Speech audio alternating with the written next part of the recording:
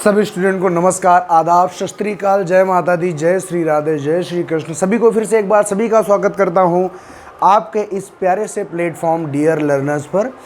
प्यारे बच्चे, पिछली क्लास में मैंने आपको व्यंजन पढ़ाए थे और क्लास ठीक ठाक रही, अच्छा खासा देखा गया, बच्चे ने अच्छा पसंद किया, कमेंट भी सारे पॉजिटिव रहे हैं।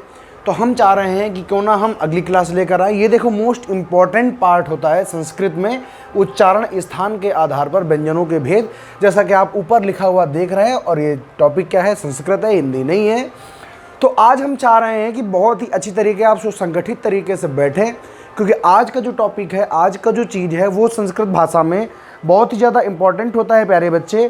तो इसको प्लीज़ कोई भी मिस ना करे और बहुत ही ध्यानपूर्वक पढ़ें, ताकि जो आगामी जो एग्ज़ाम है उसमें आपको सफलता पाने से कोई भी शक्ति, कोई भी चीज़ रोक ना सके। और ऐसा करने के लिए आपको पूरे ध्यान से पढ़ना होगा, पूरे मनचित से पढ़ना होगा, और जो कि आप करते भी हैं, क्योंकि मुझे भरोसा है। ठीक है, तो चलो शुरू करते हैं आज की प्यारी सी क्लास। बस क्लास को जैसे कि आप सभी जानते हैं कि मैं शुरुआत और लास्ट में ही आपसे गुजारिश करता हूँ, क्लास को पढ़ाते वक्त बीच में ना ही कोई डिस्टर्बेंस मुझे चाहिए, क्योंकि मैं चाहता हूं कि आप जब मन से पढ़ रहे हो तो आपको भी कोई डिस्टर्बेंस ना है। बार बार लाइक, शेयर, और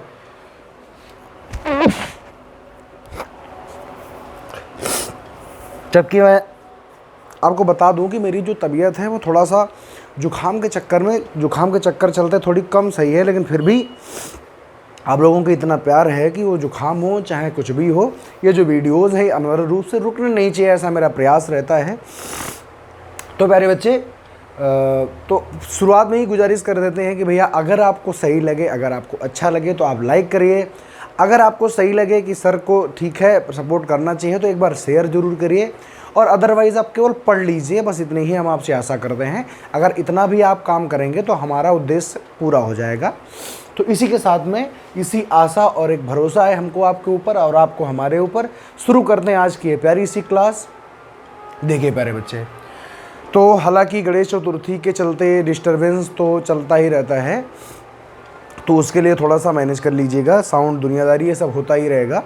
तो अच्छा, तो हम शुरू करते हैं आज अपनी सबसे पहली। अब देखो, जैसे कि हिंदी में आपने पढ़े होगा, हिंदी मैंने आपको पढ़ाया है कि जैसे कि आप हम पूछें, बताइए आ का उच्चारण स्थान क्या है, बा का उच्चारण स्थान क्या है, सा का उच्चारण स्थान क्या है, या का उच्चारण स्थान क्या है, तो आप बताते हैं कंठ, तालु, ये वो बताते रहते हैं।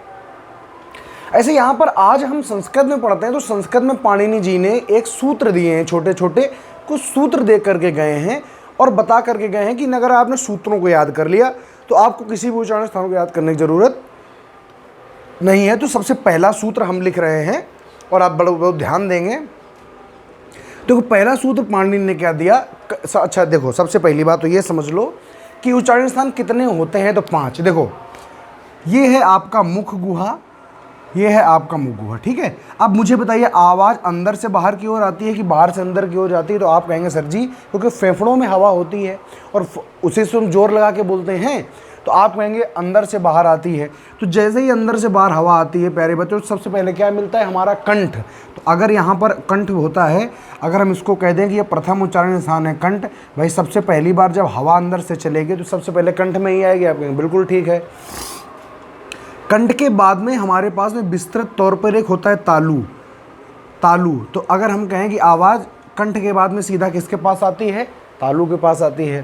तालु के बाद लगे होते हैं मसूड़े, जिनमें कि दांत प्यारे बच्चे फंसे होते हैं। तो मसूड़ा हो गया तीसरा नंबर, जिसको हम संस्कृत या हिंदी में कहते हैं मूर्धा। क्या कहते हैं? मूर्धा के बाद में प्यारे बच्चे मनुष्य में दंत होते हैं। तो चौथा स्थान क्या हो गया दंत। और दंत के बाद में प्यारे बच्चे ओठ होते हैं। तो 5वां क्या हो गया? ओष्ठ हो गया। बताओ, तभी तो अब जब ओठ से बाहर आवाज़ निकल जाती है। तो इनका क्रम है, सबसे पहले क्या मिला? कंठ, उसके ऊपर क्या मिला? तालु, उसके ऊपर क्या मिला? फिर उसके बाद में मिलेगा मसूढ़ा यानी मूर्धा, फिर उसके बाद में क्या मिलेगा? दंत यानी दांत, और सबसे लास्ट में क्या मिलेगा? ओष्ठ। क्या मिलेगा? ओष्ठ या ओंठ मिलेंगे। इतनी बात सबको समझ में आई? यानी इनका क्रम है, प्रथम, द्वितीय, तृतीय, चतुर्थ और पंचम। ये बात अगर सबको समझ में आई है तो जरा एक बार मेरे साथ में क्रम को दोहराइएगा। क्रम को एक बार प्यारे बच्चे दोहराइए। यहाँ पर हम लिखते हैं उच्चारण स्थान का क्रम। ये आपको रट के रखना होगा प्यारे बच्चे, क्योंकि ये बार बार ये चीज़ें बताई तो जाएंगी नहीं, आपको पढ़ना है। पहला तो आप कहेंगे आवाज़ अंदर से चली, सबसे पहले मिलेगा कंठ, फिर क्या मिलेगा तो आप कहेंगे दूसरे नंबर मिलेगा तालु, तीसरे नंबर पर क्या मिलेगा तो आप कहेंगे मिलेगा मूर्धा यानी मशूढ़ा, चौथे नंबर पर क्या मिलेगा तो आप कहेंगे चौथे नंबर पर हमको मिलेगा क्या तो आप कहेंगे दंत, और सबसे बाहर क्या होता है आप कहेंगे ओष्ठ। क्या होता है ओष्ठ। बताओ समझ पाए कि नहीं समझ पाए हो, ध्यान से देख लो। और इसको याद करने के पीछे एक बहुत बड़ी थ्योरी है, क्योंकि अगर आपको ये क्रम से याद हो गया, और याद क्या है आपके पास तो है ना। अरे सब लोग इमेजिन करो भाई, यहाँ से चले, सबसे पहले क्या है कंठ, कंठ के बाद क्या मिलेगा तालु, तालु के बाद होते हैं मसूड़े, मसूड़े के बाद होते हैं दांत, और दांत के बाद होते हैं बाहर ओंठ। याद हो गया। तो याद करना क्या है इसमें, आपके पास तो है। अब जिसके पास मुंह ही नहीं है उसका तो भाई हम कुछ कर नहीं सकते हैं, ठीक है। ऐसा है ही नहीं, भगवान ने जिसको जिसको बनाया है कंठ जरूर दिया है, ठीक है, ओंठ जरूर दिए हैं, दांत जरूर दिए हैं, तालु भी दिया है और मूर्धा भी दिया है। तो इसको आप याद रखेंगे। अब ध्यान से देखेंगे अब कैसे इसका वर्गीकरण करते हैं छोटे छोटे सूत्रों के माध्यम से। तो महर्षि पाणिनि ने पहला जो सूत्र बताया वो सूत्र है आकुह विसर्जना नाम कंठः।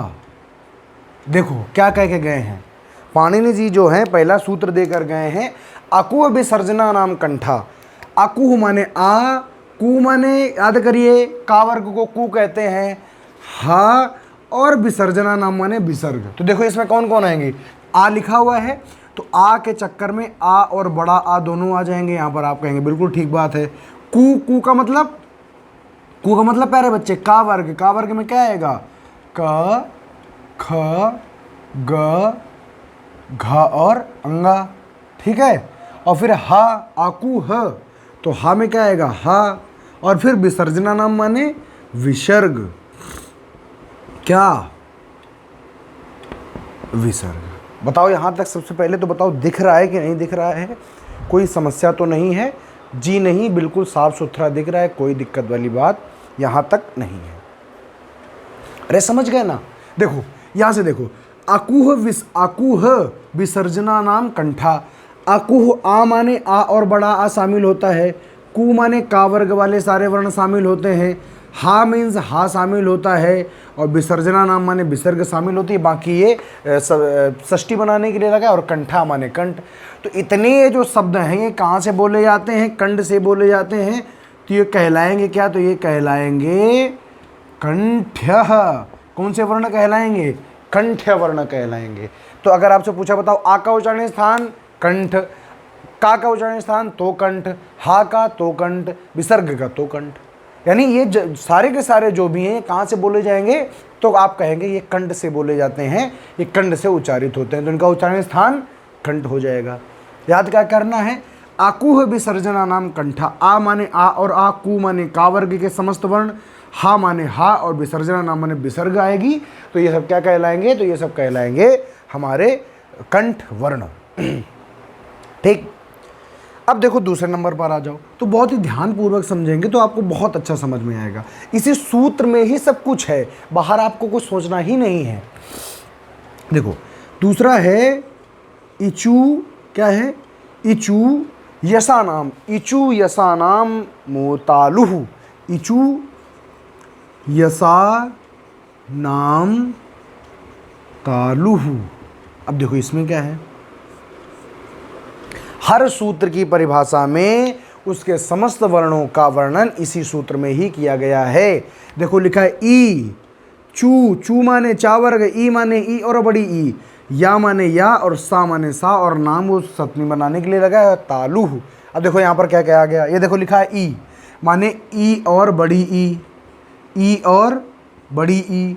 चू माने चा वर्ग के समस्त वर्ण कौन कौन आ जाएंगे, तो आप लिखेंगे च, छ, ज, झ और या। आगे फिर लिखा य सा, तो हो जाएगा या और श। ठीक है बात को।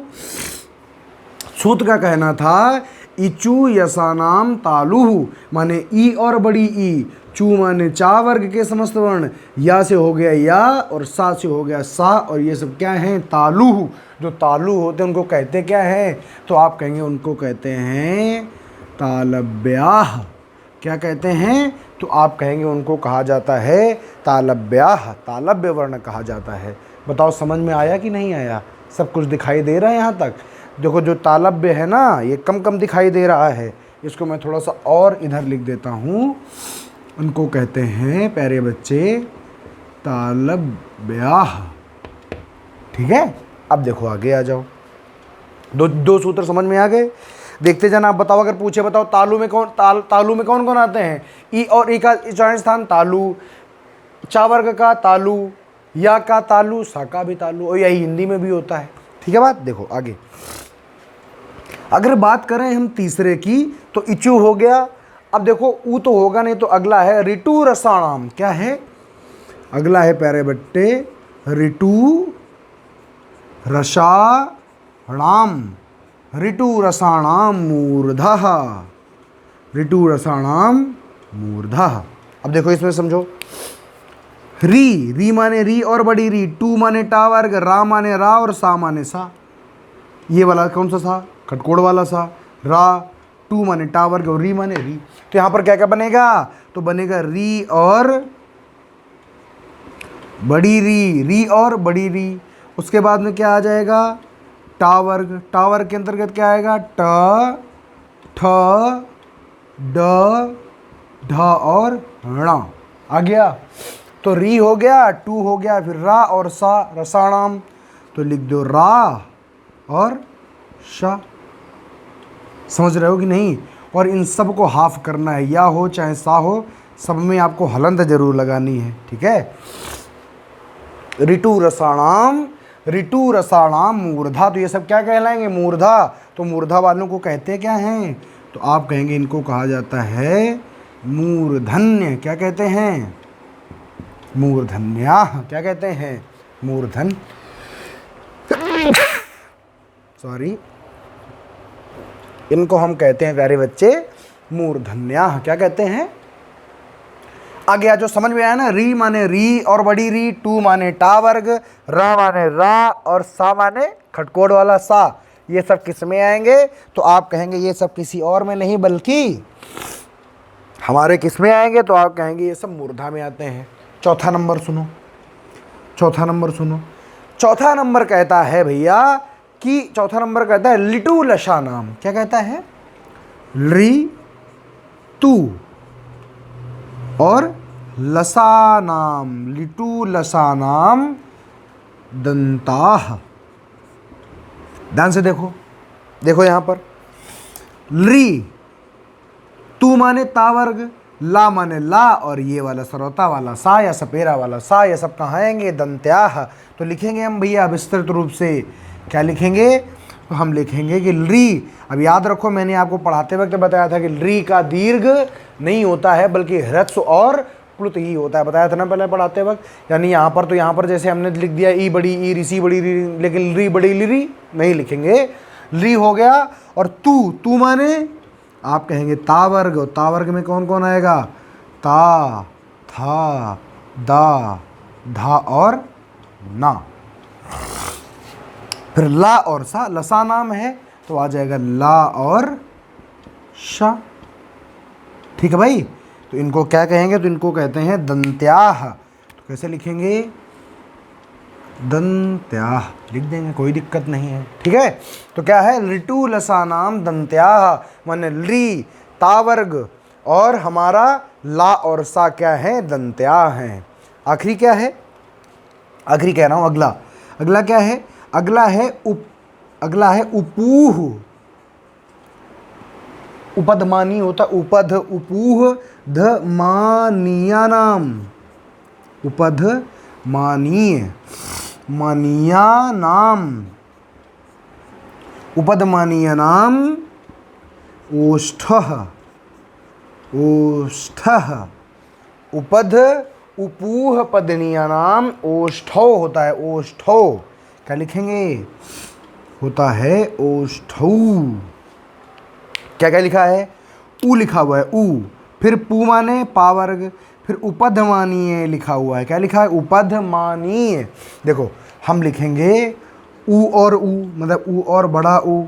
फिर पू का मतलब पा वर्ग, पा वर्ग में कौन कौन आएगा? पा, फा, बा, भा और मा।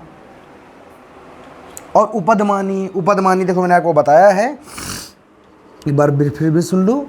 उपधमानीय में कौन कौन आता है? तो आप कहेंगे अगर आधा आप विसर्ग का चिन्ह लगाएं, अगर आधा आप विसर्ग का चिन्ह लगाएं और उसके पहले पा लिख दें या उसके बाद में लिख दें फा, तो इसको हम क्या कहते हैं? इसको हम कहते हैं उपधमानीय। तो बताइए जिह्वामूली किसको कहते हैं? तो आप कहेंगे जिह्वामूली। देखो हमारे पास दो होते हैं, उपधमानी और जिह्वामूली। अगर उपधमानी है, अगर आपने ऐसे करके इन विसर्ग चिन्हों के बाद में आपने पा और फा लिख दिया तो उपधमानी है, और इन्हीं के बाद अगर का खा लिख दो तो वो जिह्वामूली हो जाएगा। तो इसमें क्या क्या बोला जाएगा? ऊ माने ऊ और ऊ, पू माने पा वर्ग पा फा बा भा, और उपधमानीय माने ये हो जाएगा। तो इनको किससे बोला जाएगा? तो ये हैं हमारे ओष्ठ्य। क्या हैं? ओष्ठ्य वर्ण हैं, जिनको हम लिखेंगे ओष्ठ्य। तो यहाँ तक सबको बात समझ आई?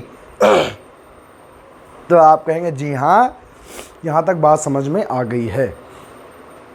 तो यहाँ तक तो आप समझ गए कि पांचों वर्ग हमारे ख़त्म हो गए यहाँ तक। ठीक है, अब देखो आगे आ जाते हैं। तो फटाफट स्क्रीनशॉट करो।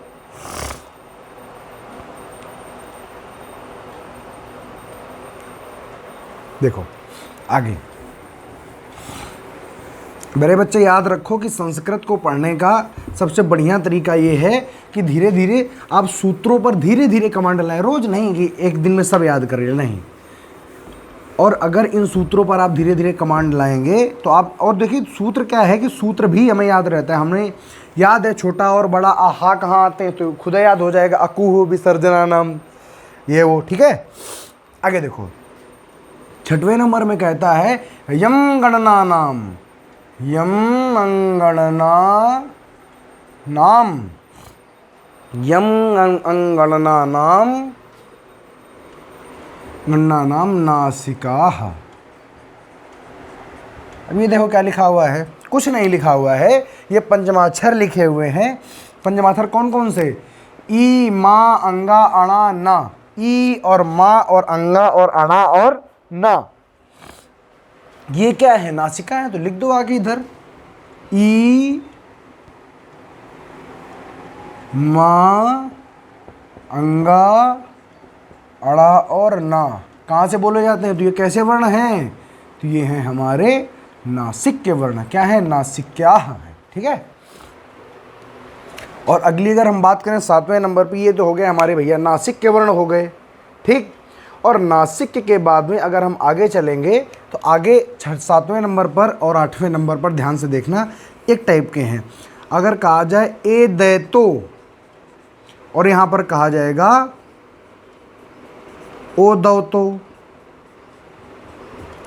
ए दैतो और ओ दैतो, ओ दौतो। ए दैतो कंठ तालुहु, और ओ दैतो कंठ ओष्ठौ। ओ दैतो कंठ ओष्ठम। क्या? कंठ ओष्ठम, ऐसे लिखा जाएगा, कंठ ओष्ठम। चलो देख लेते हैं इनमें कौन कौन से आते हैं। ए दैतो माने ए और ऐ, देखो ऐ की मात्रा है। और ओ दैतो माने ओ और औ। ये दा जो है इसको साइलेंट रखो और सिर्फ इतना देखो, ओ और औ, ए और ऐ। तो यहाँ पर हम लिखेंगे ए और ऐ, ए और ऐ। यहाँ पर लिखेंगे ओ और औ। ए और ऐ जो हैं वो हमारे क्या है? कंठ तालुहु, यानी कंठ तालव्याः हैं, तालव्याः। यहाँ पर देखो ओ दैतो कंठोष्टम, यानी ये क्या है? तो ये है कंठ ओष्ठ्यः। बताओ समझ में आई बात कि नहीं आई? देखो मैंने क्या कहा? ए दैतो कंठ तालु, ए दैतो कंठ तालु, ओ दैतो कंठोष्टम। माने ए दैतो, ए और ऐ, ऐ की मात्रा लगी है तो ए ऐ कंठ तालु। ओ दे तो ओ और ओ की मात्रा लगी तो ओ दे तो। उसके बाद में 9वें नंबर में आ जाओ तो 9वें नंबर में आप जानते हैं वा का आएगा तो वकारस्य, वकारस्य दंत ओष्ठः, वकारस्य दंतोष्ठम, वकारस्य दंतोष्ठम। वकार से दंतोष्ठम माने जो वाह है ना, जो वाह है ये क्या है, दंतोष्ठ है। इसमें आएगा प्यारे बच्चे वाह, और वाह कैसा हो जाएगा तो वाह हो जाएगा दंतोष्ठ्यः, ठीक है, दंतोष्ठ हो जाएगा। अगर हम बात करते हैं अपने 10वें नंबर की तो 10वें नंबर में लिखा है, क्या लिखा है, लिखा है जिह्वामूलीयस्य, जिह्वामूलीयस्य जिह्वामूलम। क्या लिखा है, लिखा है जिह्वामूलीयस्य, जिह्वामूलीयस्य जिह्वामूलम, ठीक है, जिह्वामूलीयस्य जिह्वामूलम। यानी जो जिह्वामूली होते हैं ना वो क्या होते हैं, जिह्वामूल के मूल से बोले जाते हैं। जिह्वामूल कौन से होते हैं, अभी मैंने आपको बताया था कि अगर पा फा लिख दो तो उपधमानी है, और अगर इसी के बाद में का खा लिख दो तो क्या हो जाएगा, जिह्वामूली हो जाएगा। का खा, अब बताओ इसका उच्चारण स्थान क्या है, इसका उच्चारण स्थान है जिह्वामूल, क्या है, जिह्वामूल या जिह्वामूलम लिख लो, ठीक है। इसका उच्चारण स्थान क्या है तो आप कहेंगे जिह्वामूलम, ठीक है। अच्छा, आगे अगर हम बात करें तो एक और है हमारा, जो कि है हमारा 11वां नंबर, नासिकानुस्वारस्य। क्या है 11वें नंबर में प्यारे बच्चे, नासिकानुस्वारस्य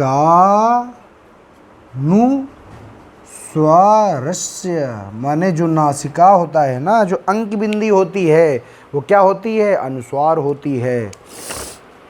देखो तो याद रखो जो अनुस्वार है ना हमारा, अनुस्वार क्या होता है, अंक की बिंदी होती है। ये देखो, इसको ऐसे लिखें और चाहे ऐसे लिखें, इसको चाहे ऐसे लिखिए चाहे ऐसे लिखिए, ये क्या होता है तो ये भी क्या होता है, ये भी होता है नासिक्य।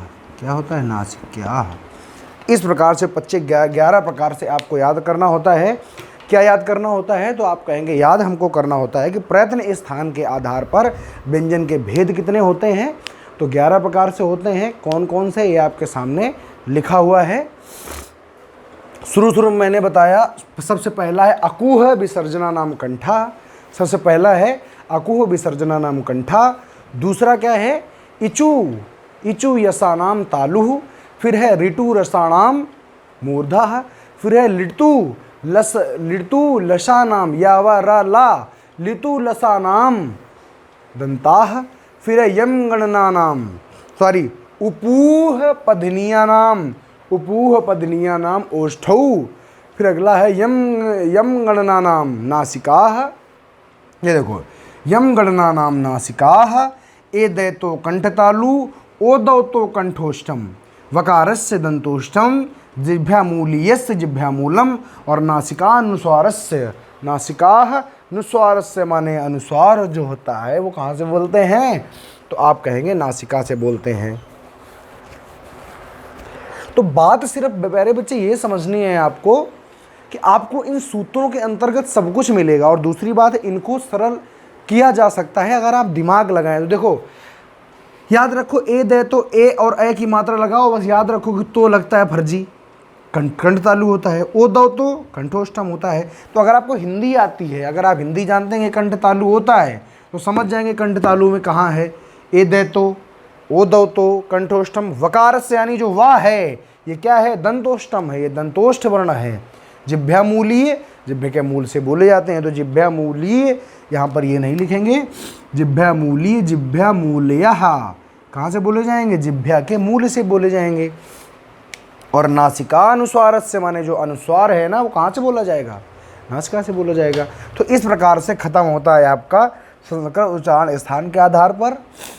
अगला जो रहेगा वो रहेगा संस्कृत जो व्यंजनों के भेद रहेंगे प्रत्यय स्थान के आधार पर। प्रत्यय भी बहुत किए जाते हैं, जैसे आपने हिंदी में पढ़ा है विव्रत, समृत, अर्ध विव्रत, अर्ध समृत, तो अघोष सघोष, तो सब कुछ इसमें होता है। लेकिन वो जो पार्ट है वो थोड़ा सा कम पूछा जाता है, लेकिन हम आपको पढ़ाएंगे ज़रूर। बताओ अगर इतनी बात आप सभी को समझ में आई है, जितने भी बच्चे देख रहे हैं, देखिए पढ़ाई के बीच में ना ही मैं कुछ भी नहीं, कोई भी बात नहीं, कोई भी तरीका नहीं है, सिर्फ पढ़ाई। और पढ़ाई के बाद में सिर्फ एक ही गुजारिश है कि आप सभी इसको पूरा देखें, वीडियो को लाइक करें, शेयर करें। अगर आपका मन करता है तो आप इसको कई सारे ग्रुप में भी शेयर कर सकते हैं, ताकि आपके मित्र समूहों की भी थोड़ी मदद हो और हमारी भी थोड़ी मदद हो। ठीक है, तो इतना आप करिए और इस वीडियो को जितना ज़्यादा से ज़्यादा आप फैला सकते हैं अपनी ओर से। अगर आपको लगता है कंटेंट अच्छा है तो गुरु दक्षिणा में सिर्फ इतना ही करिए, शेयर कर दीजिए, लाइक कर लीजिए और बाकी पढ़ते रहिए। पढ़ते तो जरूर रहिए, कुछ करें ना करें लेकिन पढ़ना ज़रूर है। अभी तब तक के लिए धन्यवाद, नमस्कार, जय हिंद। सुरक्षित रहिए, अच्छे से रहिए, घर में रहिए, पढ़ते रहिए।